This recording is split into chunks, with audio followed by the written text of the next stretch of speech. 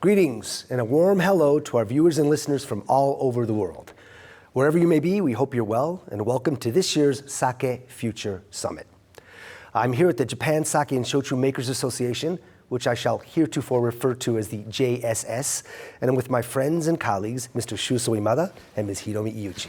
Today, the three of us would like to talk to everyone about the present state of the sake industry, just as the title of the presentation suggests. So we've all heard, I think, that sake is growing in popularity overseas. And while the story is just a little bit more complicated here in Japan, it is Japan's national beverage, and it's unique and holds special status and significance, even though the numbers can lead to various interpretations. However, even though sake itself is growing in popularity around the world, I think that those of us that enjoy it and love sake everywhere, if we were to learn more about the sake industry, then we'd feel more affinity of sake, more of a connection to sake, and then it would be easier to understand it and appreciate it. Our enthusiasm for sake and for consumers for drinking it, and if we are educators, our passion for sake will help us to educate better and to promote sake more effectively.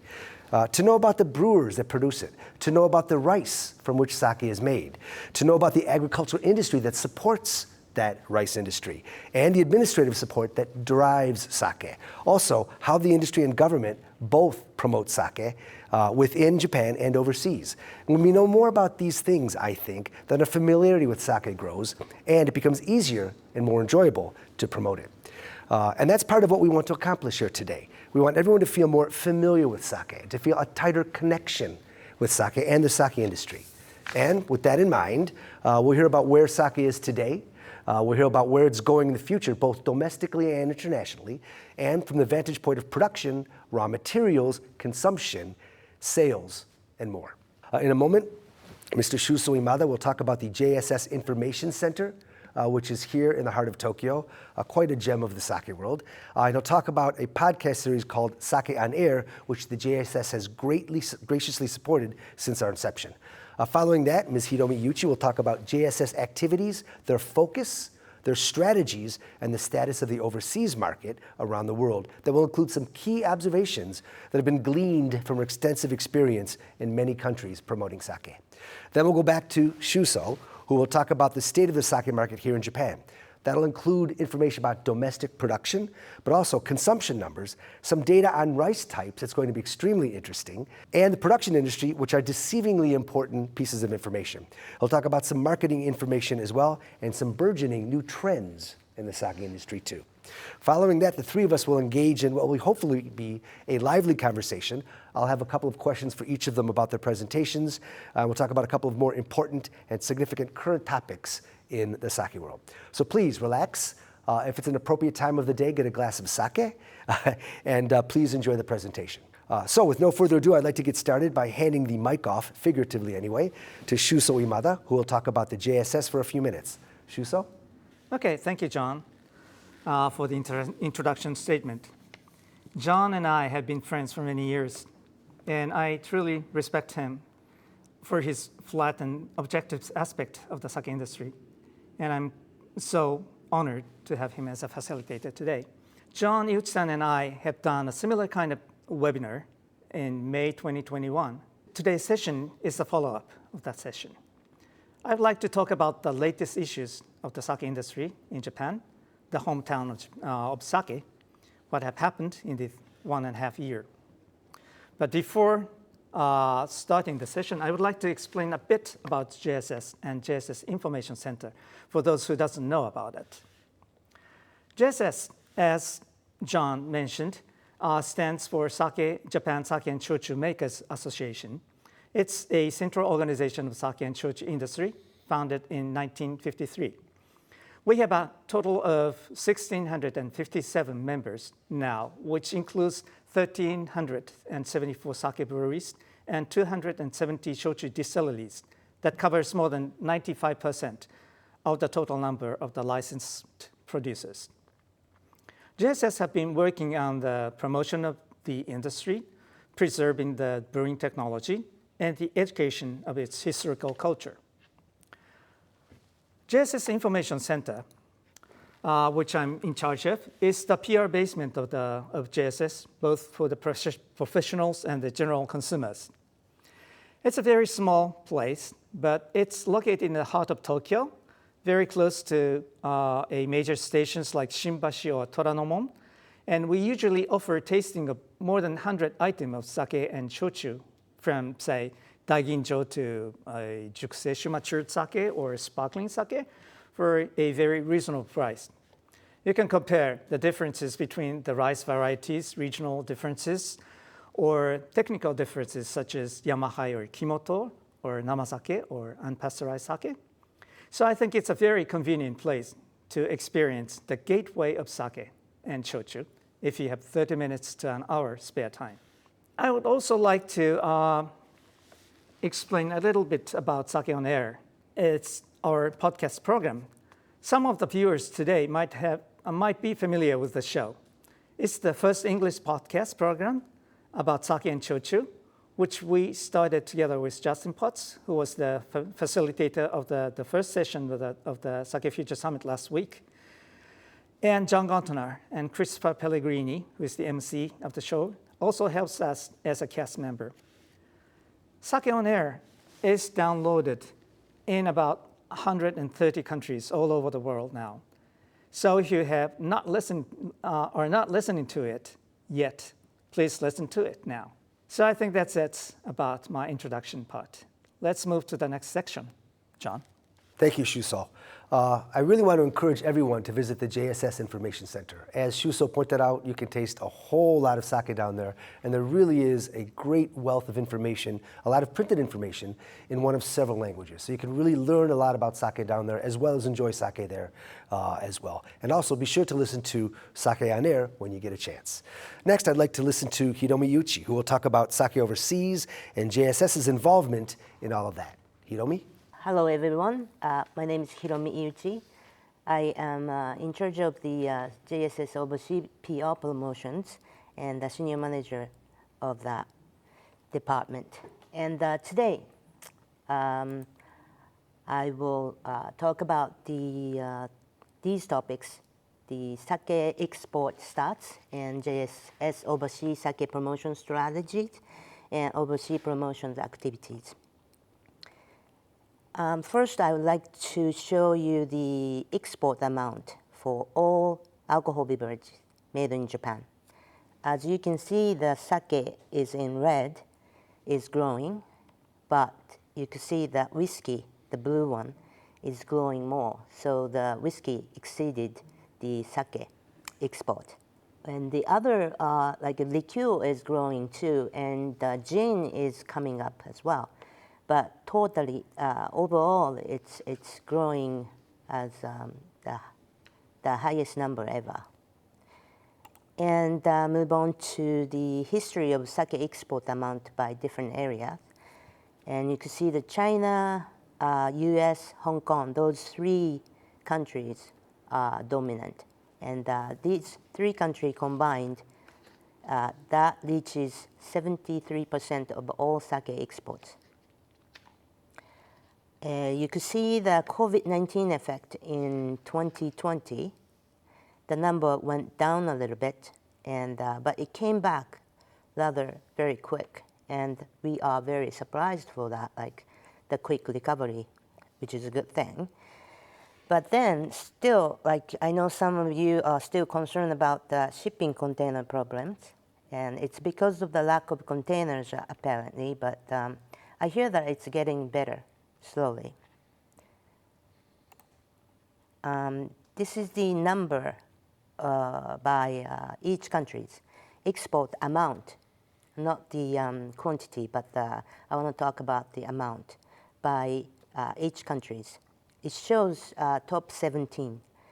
This year, 2022, so far it's growing in most of the countries except Hong Kong. The number says like 2020, January to September. So it's about 9 months in this year.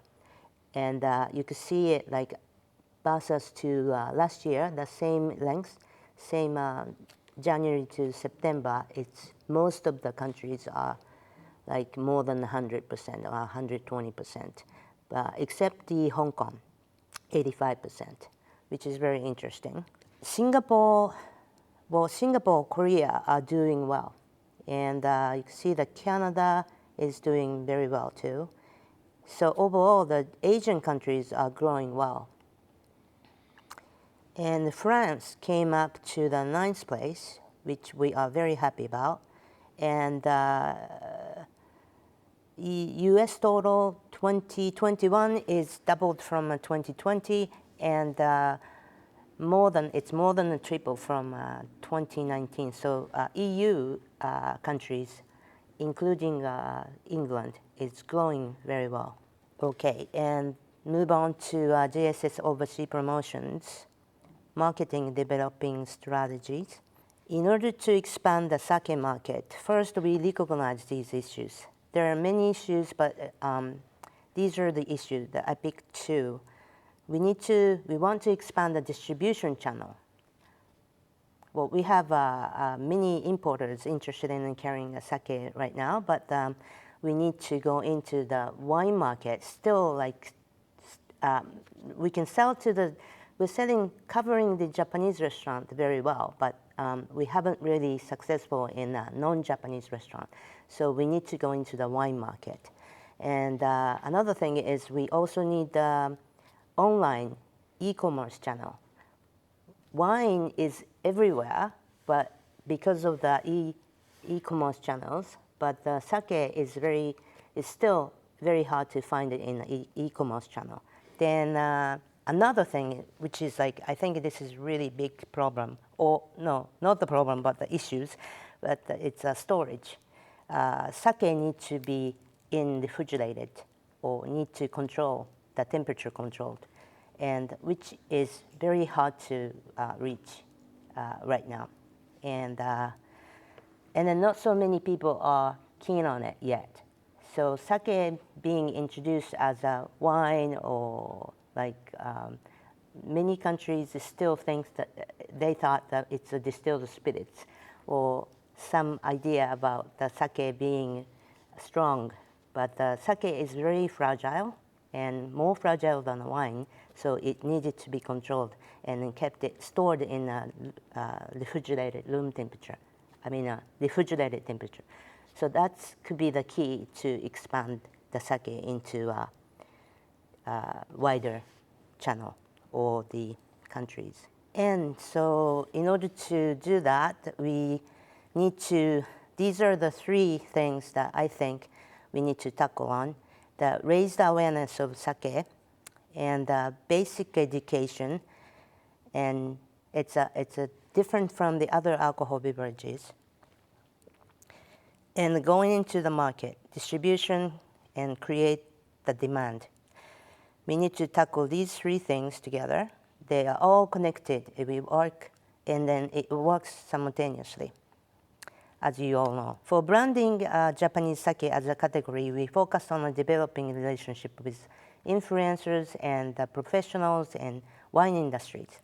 Education is the key for that, and we want to all sommelier and professional wine people to know about sake, so that they can introduce and influence their friends and customers. If they became familiar with the sake could be on their wine menu, and then the sake can go beyond the Japanese restaurant.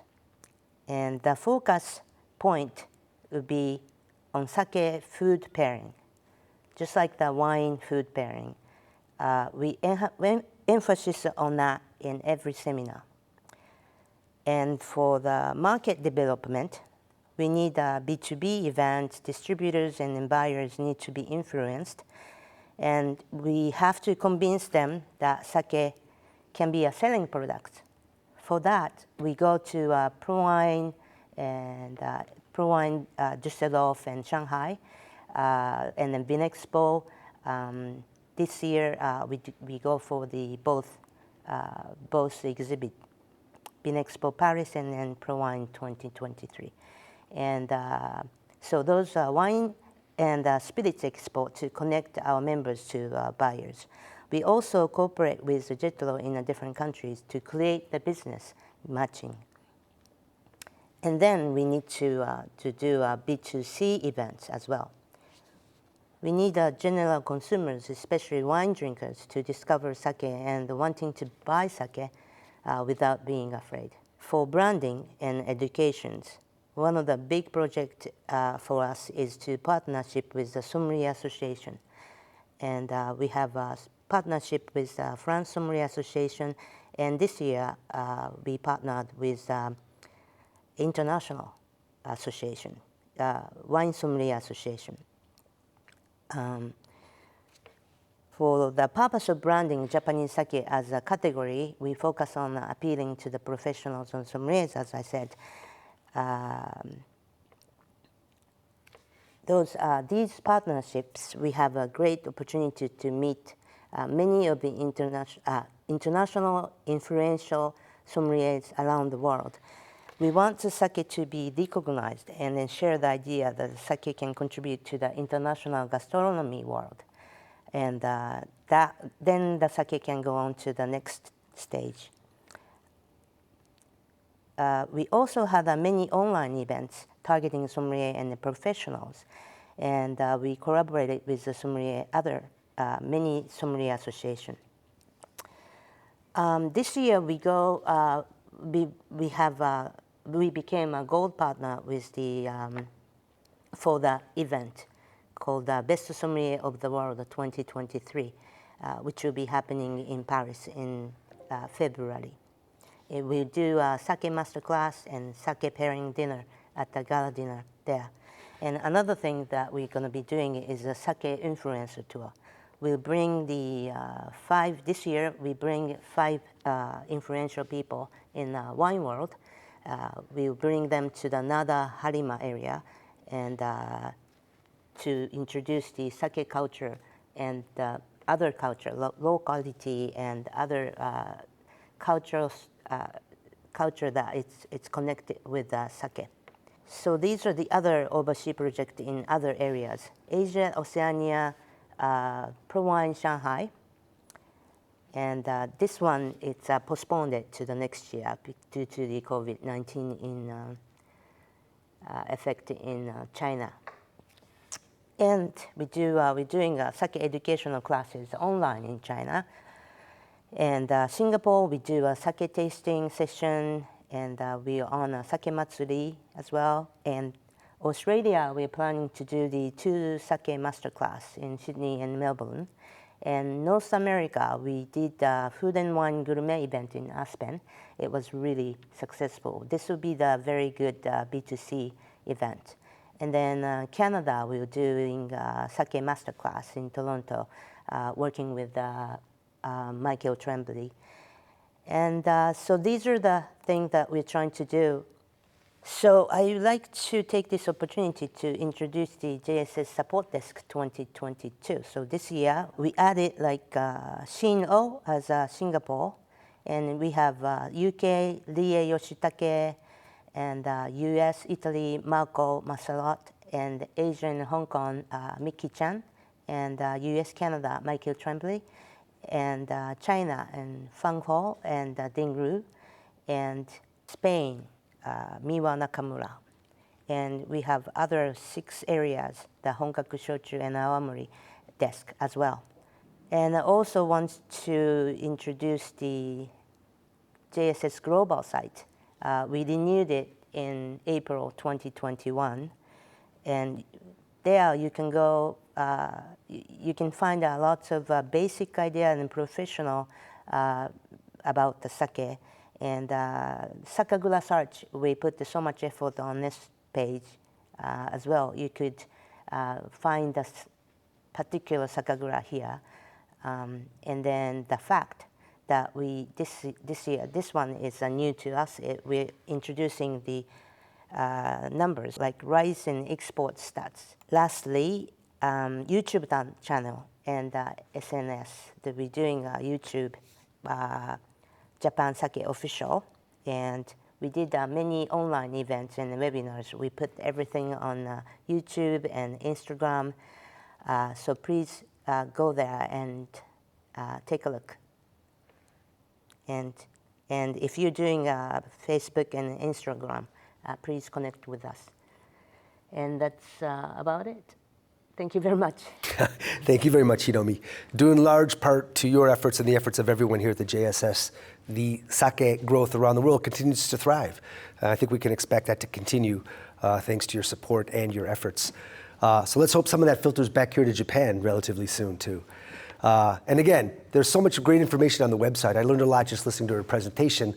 Again, I want to encourage everybody to check out the links that she pointed out because you can really access a trove of wonderful sake information. And so now I'd like to go back to Shuso, who will talk longer this time on the present state of the sake industry in Japan, and he'll cover the market in general, production, and recent trends in the industry. Shuso? Okay, I would like to start by showing this chart. I used this same chart the last time, but the ratio has changed a bit compared to the last time. This graph shows how sake is consumed in the domestic and the overseas market. The orange part of about 8% shows the sake export from Japan, and the gray part of about 8% shows the sake produced outside of Japan, such as in the US and Korea. It's not a strict figure, very vague statistics mixed with some sources. But as you can easily see from this graph, the overseas market is still quite small. There exists a big base market of about 85% about sake in the domestic market. But the figure of export increased from 5 to 8% by volume in these 1.5 years. And by sales, export figure is about 10% of the total market now. We have to admit that overseas market is very important for the industry now, and also export of sake is growing quite rapidly. In the US, there are several big projects going forward by Dasai or Brooklyn Kura or Origami Sake in Arkansas. The local production will go to a full swing soon. So in a few years, supply of the local sake in overseas market is expected to increase considerably. This increase of local production can curb the growth of the export from Japan, but I believe it will have a good effect for the future overseas market of sake because the local production and local supply of sake will help broaden the local sake market. Okay, now let's see some statistics in the domestic market now. This is the prefectural map of sake breweries. Many breweries are located in the region with large plains and high rice productions. As for water, Japan is blessed with abundant good water. Most breweries use the underground water of the region, which naturally have a big effect to a character of sake. Niigata has the largest number of sake breweries in Japan, of 89 breweries. Nagano comes in the second, and Hyogo comes in the third. Total number of the sake, JSS sake producers decreased in these 2 years, and sadly, 20 breweries went out of the business. As you might have heard, National Tax Agency hasn't issued a new sake brewing licenses, but there was a new type of license which allows to brew sake only for the purpose of export, was enforced in April 2021. And there have been 6 licenses issued by now. All right, the next graph, I truly don't want to see this often, but it shows the decline of the consumption of sake in the domestic market. Since its peak back in 1973, about 50 years ago, the consumption of sake in the domestic market has been decreasing significantly. And now it's about 1/4 of the volume compared to its peak. This graph looks a little bit better than the last one. This graph shows the sales of the sake and the unit price of it. The sales of sake stopped decreasing in 2011 and has been increasing since then, even though the total volume has still been decreasing. And the unit price of sake, which is shown in the yellow line, has increased quite rapidly in these 10 years. It shows that there was an increase of a higher price sake. So this graph made by NTA shows the transition of the specially designated sake or Tokutei Meisho, like Honjozo, Junmai, Junmai Ginjo, or Daiginjo, The ratio of specially designated sake has consistently been increasing for these 30 years, and especially for these 10 years after the big earthquake in Tohoku region. This increasing trend was mainly driven by Junmai and Junmai Ginjo, and I have to say that there remains an issue to be resolved. How should Futsushu find its way to be well received in the domestic market? Because Futsushu always supports the bottom of the market as an inexpensive everyday beverage. Personally, I truly expect that the charming Futsushu will open up a new everyday beverage market, which both young and old people can enjoy drinking. Well, anyway, overseas market will grow, centering on the specially designated sake, or takute meisho, or premium sake, in other words. The ratio of specially designated sake will continue to grow in the overseas market as a sake to drink a few glasses in a special occasion. For small-sized breweries, which occupy the majority of sake breweries, selling a premium sake will ensure the profit, and thus leads to a stable management for them. Okay, now let's talk about some sake rice here. COVID-19 did a lot of damage to restaurant market, and the premium sake of small-sized breweries were mainly consumed in this restaurant market. So the demand for sake rice showed a significant decrease in this 2020 or in 2021, and the rice production volume showed a decrease, as you can see in this graph. The effects of COVID are also affecting the management of the farmers too. The restaurant is on the recovery trend in 2022 recently, but the consumption at the market is still low compared to the 2019 level before COVID. This next chart shows the ratio of the main brand of sake rice in 2019 before COVID. Yamada Nishiki, mainly produced in Hyogo, comes in the first of about 36% share. 500 Mangoku, mainly produced in Niigata, comes in the second of about 20% share. And Miyama Nishiki comes in the third of about 7%. And Omachi comes in the fourth of about 3% share. And this chart shows the ratio of the region or the prefecture of sake rice in 2019. Hyogo is the main region that produces Yamada Nishiki, and it comes in first, naturally. Niigata is the main region that produces 500 Mangoku, and it comes in the second. Nagano is the origin of Miyama Nishiki rice, and Okayama is the birthplace of Omachi rice. Akita and Hiroshima are both major sake production areas, and major producing area of sake rice too. And major sake rice producing area is usually a region which produces sake, because sake needs lots of rice. As I mentioned, COVID did a damage to the restaurant market, and many small and medium-sized breweries were damaged by COVID too. The premium sake was mainly consumed in this restaurant market. So the lessons we learned from the COVID is that we should not too much dependent on the restaurant market, and that we should put more energy on the family market to be consumed at home. For example, we should find an appropriate liquor shop or supermarket to approach to the family market. Or we should find our way to use a digital method. There aren't so many strong EC sites specialized in sake in Japan yet. Some young breweries have started a digital platform called Japan Sake and Shochu Platform in 2020, right after COVID. They're trying hard to do the marketing,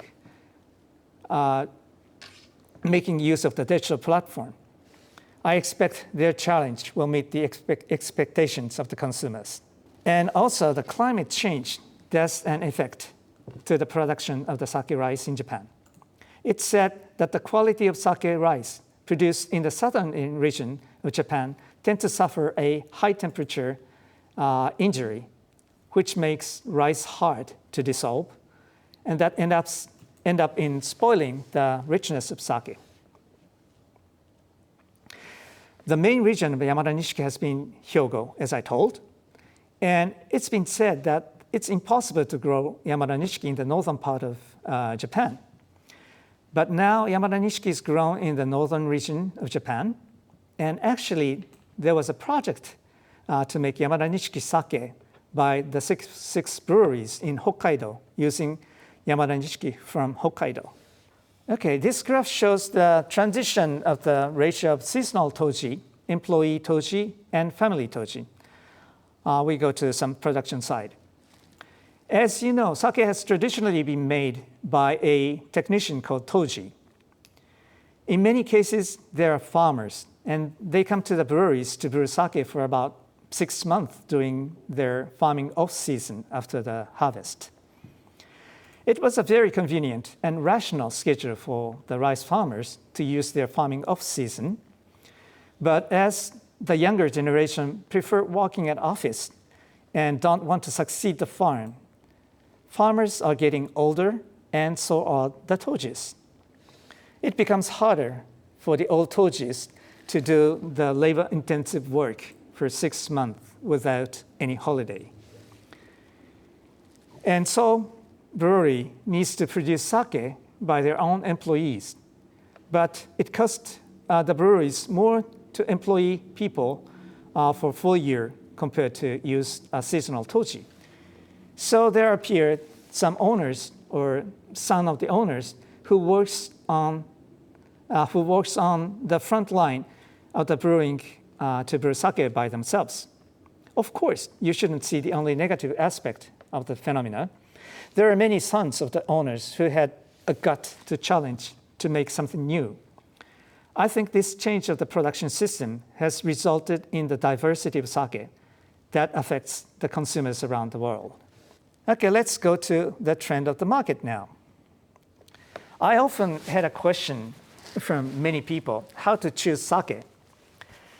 Those who are familiar with wide range of brands have no trouble choosing sake maybe, but the number of famous brands, which everybody knows, is quite limited, both in and outside of Japan, I think.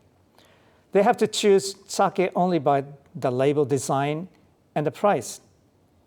Tokutei Meisho or specially designated sake can help, maybe.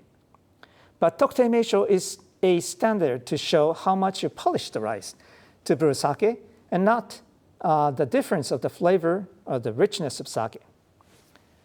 In my case, I often think about the region as a standard to select sake, because in my mind, I have the image of the flavor of the region. For example, if there is a good-looking trout, river trout, baked with a salt in front of me, I feel like eating it with a crisp and dry sake, and think about Niigata region.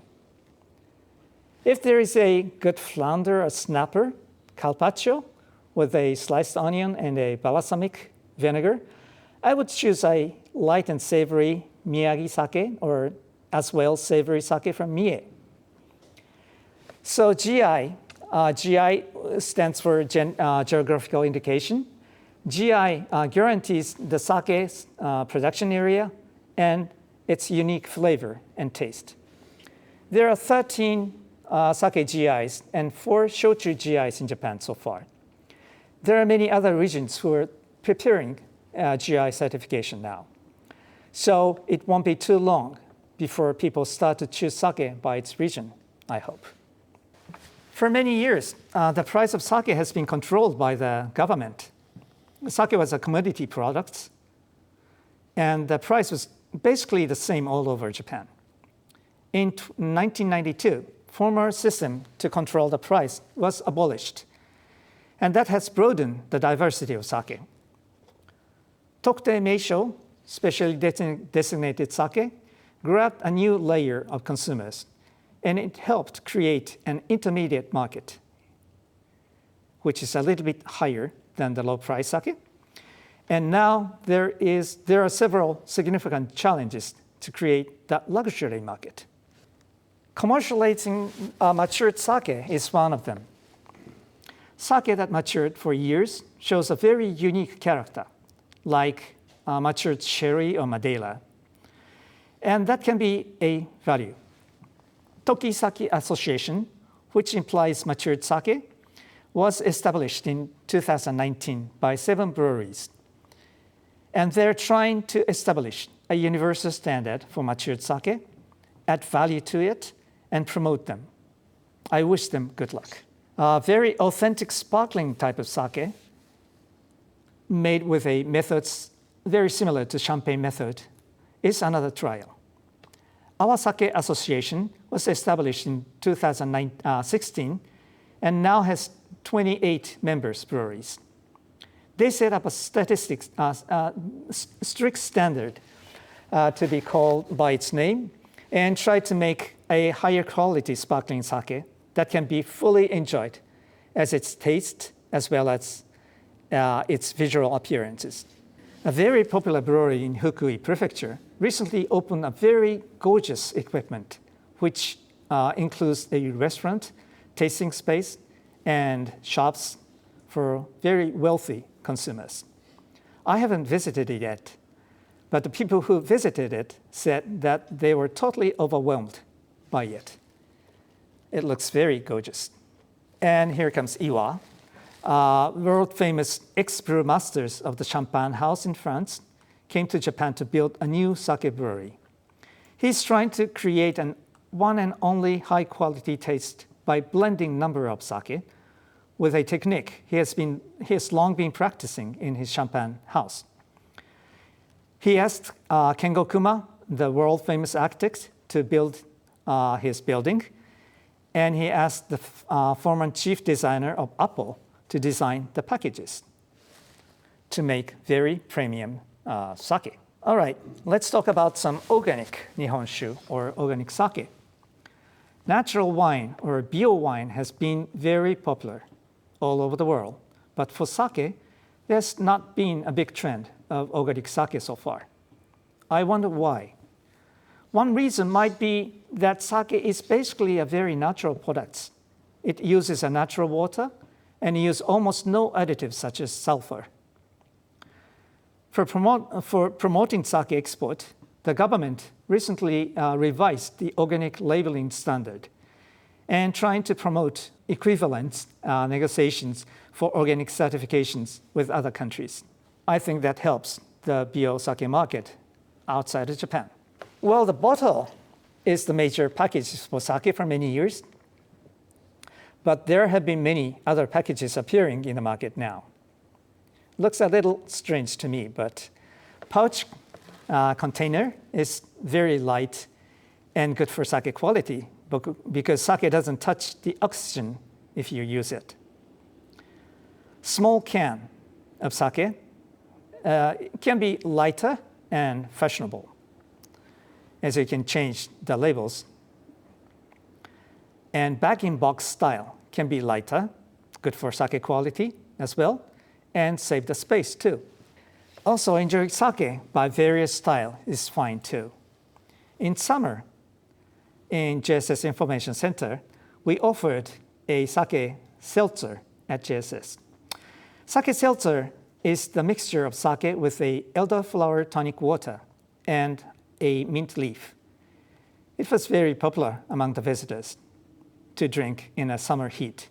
And finally, I would like to mention that Japan is trying to make a sake designated as a World Intangible Cultural Heritage by the year 2024. Please wish us good luck for that. And also, there will be a world exposition held in Osaka in 2025. It will be a good chance for us to promote sake in an exposition. We are preparing for it very much. So this is the end of my part. Thank you so much. 2 points that I was really interested in is, number one, the move towards redefining futsushu is something that's very enjoyable. I feel very strongly that way myself. And also the move from restaurants to retail to kind of shore that up, to make sure that's stronger. I think that's a good direction to go in as well. Now, what I'd like to do from here is to move on to a slightly more conversational format Well, I've got some questions for the two of them, and then we'll move into a freer discussion after that. So Hiromi, with respect to your presentation, I do have a couple of questions. One, you mentioned how France seems to be growing really, really quickly right now. And they're number 9 on the list, which is great. I was as surprised as you were to find that out. Can you tell us what the biggest reasons are, in your opinion, as to why that is? There could be like many reasons, but I think France, it's the sake being very pointed out and recognized, and lots of promotions and movement is going on. That's one thing. But this idea is something that I could defer to other countries, like all over the world. But Japanese restaurants, the food, Japan, the Japanese food restaurant is growing strongly so far. Still, it's going double. Double? Yeah. And because people drink sake at Japanese restaurants, you think that's a huge driver to the growth of sake overseas? That's the entry point to it. Entering point, I think. The sake can go with the Japanese restaurants. Let's say the East Central Europe, like Poland and Prague and Vienna, there are lots of Japanese restaurants opening up, and people are getting there and then getting familiar with Japanese food and sake there first, and that's the entry point. Excellent. Hopefully it'll move into the retail shops there as well. Yes. So when we look at the statistics, as you pointed out, the United States, Hong Kong, and China combined for 70% of all exports. Who do you think might be next on that list, up and coming, if you were to use your experience? I'll say it's Singapore and Australia. Is that based on trends recent, or do you have other concrete reasons why you think that is, or just observation? Well, I think that Singapore, the growth of the sake export is moving, and dealing with the sake news and the activities, looking at the activities all over the world. The Singapore, I feel it's very strong going, and Australia, it's a huge country, and I hear a lot of Japanese restaurants are opening up, and the interest towards sake is growing, and I think that's the very strong possibilities. It seems to me, and you can tell me whether you agree or not, that if you look at Australia, there's a much wider range of styles of sake that are enjoyed, whereas in Singapore it tends to be more elegant, refined, expensive sake. Does that seem true to your observations? Or yes, I think it's interesting, right? Like I said like 2 countries, but like one is very small and then one is very big. Right. So I just realized that that's very interesting. But I think the Singapore eating out, dining out is a very popular and very common thing, and they, probably they don't mind like spending that much money on a sake or dining. And then versus to like Australia, I'm sure that like there's a lots of gourmet people that who, would like to spend a lot of money on the fine dining of the Japanese style food, but maybe more populations that less expensive sake could be appealing to them as well. So and then the number of people there in Australia is like much bigger. Right. Yeah. I'm sure they're both key elements of the growth of sake overseas. Yes. Next, Shuso, I have a couple of questions for you. Yes. So you mentioned that Imada Nishiki is what, 30-odd percent, 38% or something like that? That's a significant chunk of sake rice to one particular variety. Do you think there might be a danger of an over-reliance on Imada Nishiki, or is that not really a problem in your perception? Well, it's still perceived that Yamada Nishiki is the best rice for most of the breweries, I think. And actually, Yamada Nishiki has a very good potential to make a good sake, and it's easy for them to make a good sake from Yamada Nishiki. But there are many other good sake rices too, like Gohyaku Mangokan and Omachi, and each rice has a quality. Makes different type of sake, and there's a tendency to get out of this overdependence to Yamada Nishiki, to appeal the character of the region so much.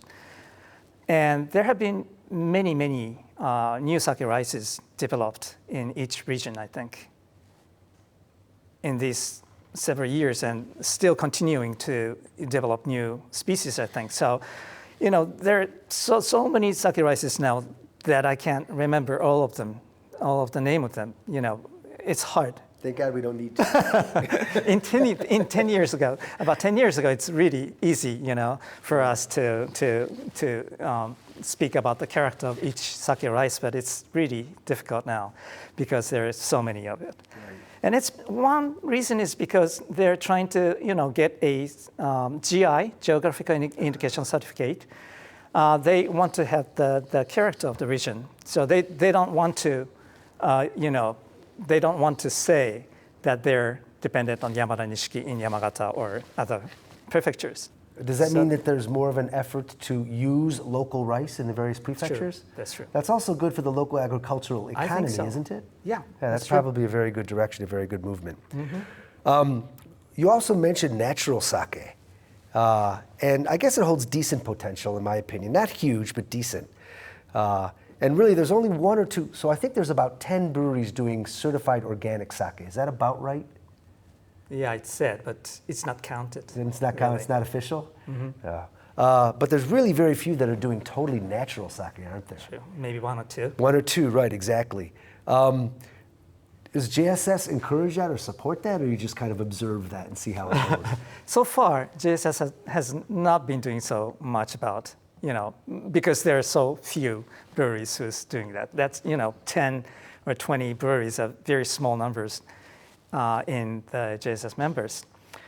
And, as you said, I think the potential of the bio sake or natural sake is very big, but in fact, the number is quite small now.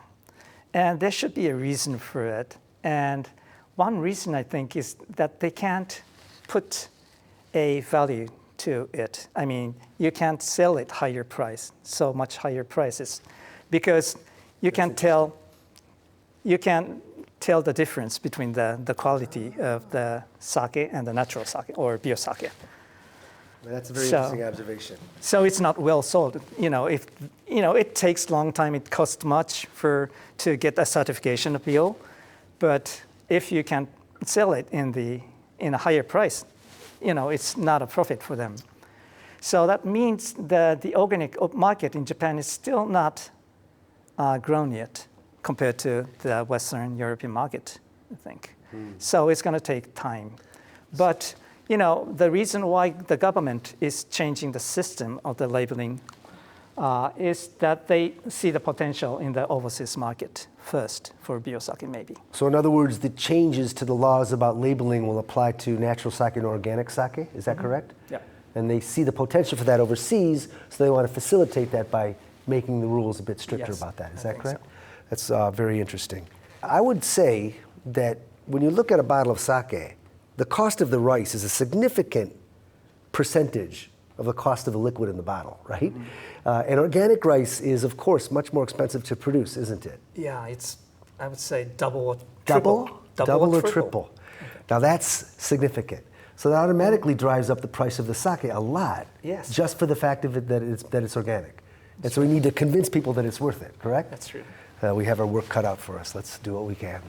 I'd like to move on to a different topic for both of you, and our opinions may be the same or they may be different, but you've mentioned the Tokutei-mei Shoshu system, or the special designation sake system. And in other words, about 60% of the market is regular sake, futsushu, and then you've got grades that qualify for a special designation based on the milling rate and a couple of other things. And those would include Honjozo and Junmaishu, Ginjo and Junmai Ginjo, Daiginjo and Junmai Daiginjo altogether.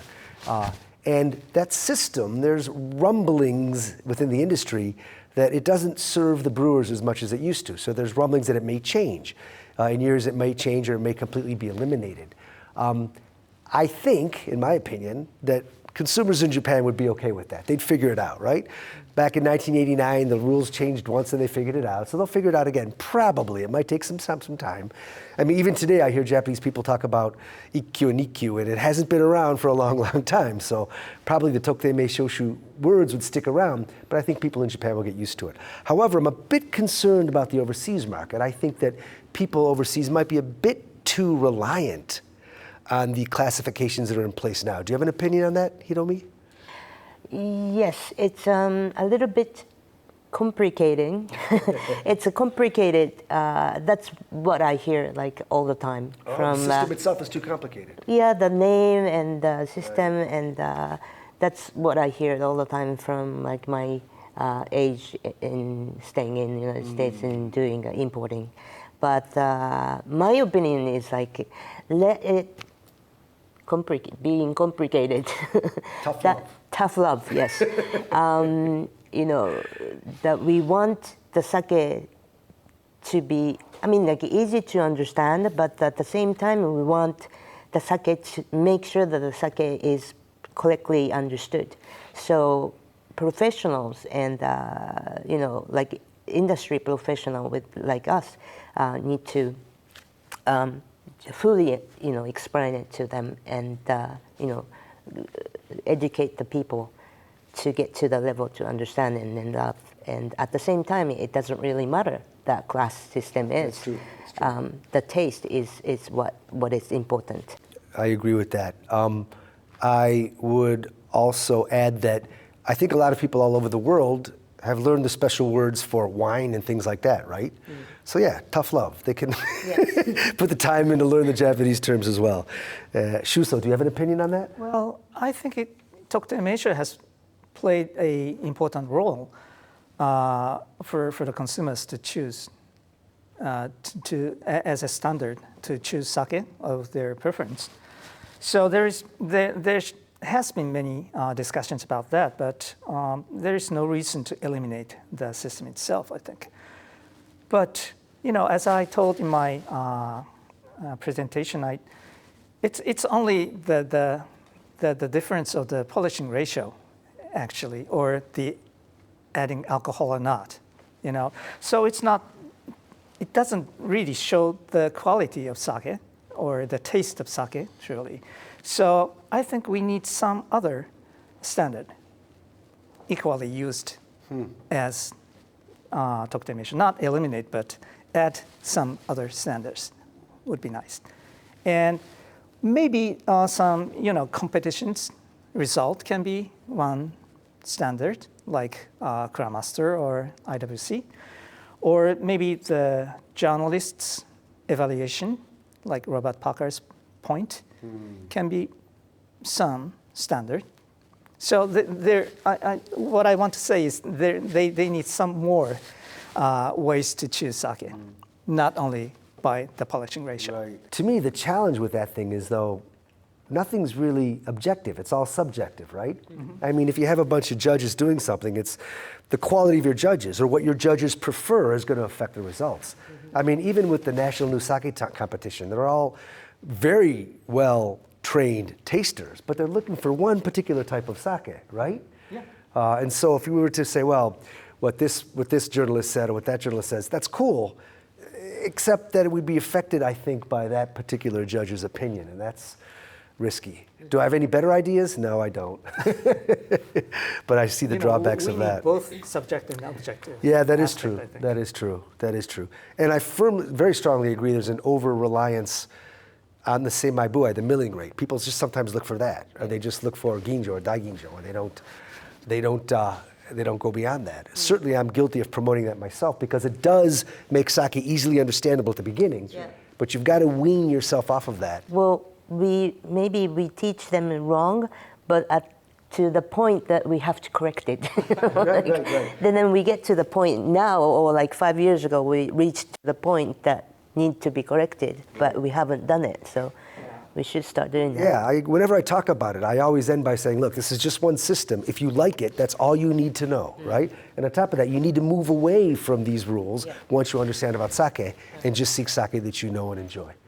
So we do need to be careful about that as well. So, talking about that, talking about ranking sake and good sake and better sake, there's no bad sake anymore. You mentioned about the development of the luxury market. And I'd like to say, how can we promote that even more? Because I think that we need to promote the concept or the perception of value of sake and make people both in Japan and outside of Japan be willing to pay more for sake. That can only help the industry overall. Do you have any observations on how to help that? Yeah, that's a very important point, I think. And at the same time, it's very hard to accomplish in the domestic market because the people are too much used to the way they are doing now and not ready to, to take something new inside of them. And so I would say it might be a better idea to promote it outside Japan first, and then wait for the boomerang effect to come back to Japan. In other words, raise the perception of the value of sake amongst sake fans overseas and let that work its way back into Japan? Yeah, that that sounds might pretty be the effective. Hiromi, how would you help to promote the value of sake overseas then? I think, overseas, before that, I think Shuso's idea is the only way to do it.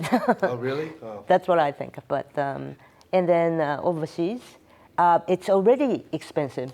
The sake, That's true. premium sake, Japan is exported to wherever the country is, and there's like importers, distributors, fees on it, and it's very expensive already.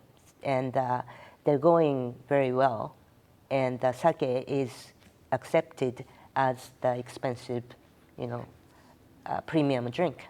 Another thing that we need to do is to bring that branding or idea of special drink to the next level. My goal is to have the sake, premium sake, or sake in every oyster bar in the world. So at least one or two. So the sake is every seafood restaurant have a some sake on a menu. So if that's the stage that if we could do that, then maybe the price problems or the concept about the sake is going to change and then come back to Japan. That'd be for sure. I think using a high quality sommelier is a very clever way to promote sake outside of Japan and have the effect back to Japan because they're very good at talking and they're very influential. They're very influential. I mean, I can talk Junmai Ginjo and Sei Mai Boai all day, but when people sit down at a restaurant and the sommelier comes up and says, I know we usually have this wine with this dish, but you have to try this sake. And the consumers go, oh yeah, absolutely, bring it. And now you've got another sake fan, right? They're so influential. We really need to work with them more. I know you're working a lot on that, but we need to continue those efforts for sure. By the way, you mentioned that you have a lot of plans and you have a lot of influence in some countries. I think you might have more influence in some countries. When I say you, I mean JSS and you personally as well. In which countries or parts of the world do you find that you're able to execute your plans most effectively? Well, we've been trying to target on countries that the sake is not being exported too much yet. Like, for example, Eastern Central Europe or the Northern Europe, or somewhere that like maybe the Japanese food is just introduced and then started popping up, the Japanese restaurants are popping up, and then the sake is started being introduced. That kind of area, that's the timing that they need education. The sake education can be utilized, useful. So those area JSS is targeting. Able to wield the most influence? I think so, because it's very hard for lots of major countries, many breweries, sake breweries, spend their own money to travel to their countries, those countries, and then work with distributors, importers, restaurants in the market. But because it's worth it. But, the Eastern Europe, or where the sake is not introduced yet, or they don't have the distribution, they it's not worth it to spend that much money to go there, right? So Right. I think that area, the JSS should cover it. Okay, and with that, we'd like to wrap up our part of the Sake Future Summit. Please enjoy the rest of the summit, and we look forward to presenting to you again next time this all rolls around. Everyone be well, enjoy your sake, and kanpai.